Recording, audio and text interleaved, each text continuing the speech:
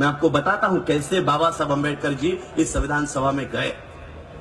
इसी मुंबई से, जहां पर मुंबई में हम बैठे हैं, इसी मुंबई से बाबा साहब अंबेडकर जी ने इस संविधान सभा में जाने के लिए प्रयास किए।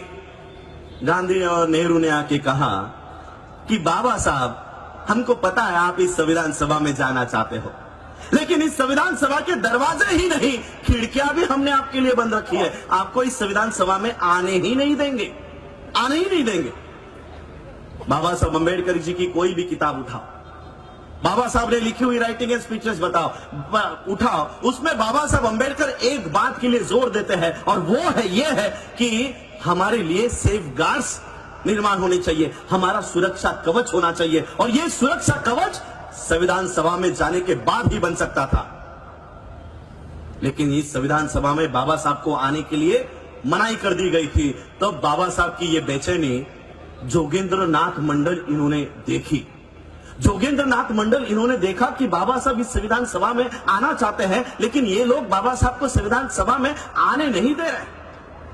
बाबा साहब अंबेडकर जी मुंबई के, महाराष्ट्र के, उनको पश्चिम बंगाल में लेकर जाया गया, और पश्चिम बंगाल से इस देश के मुसलमानों ने बाबा साहब को संविधान सभा में भेजा।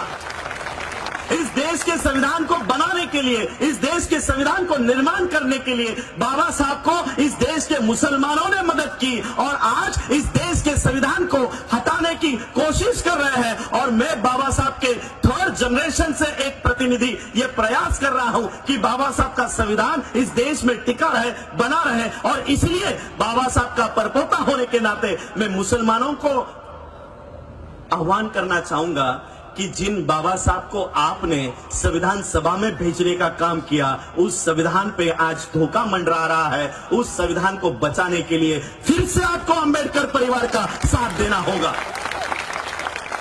फिर से आपको साथ देना होगा।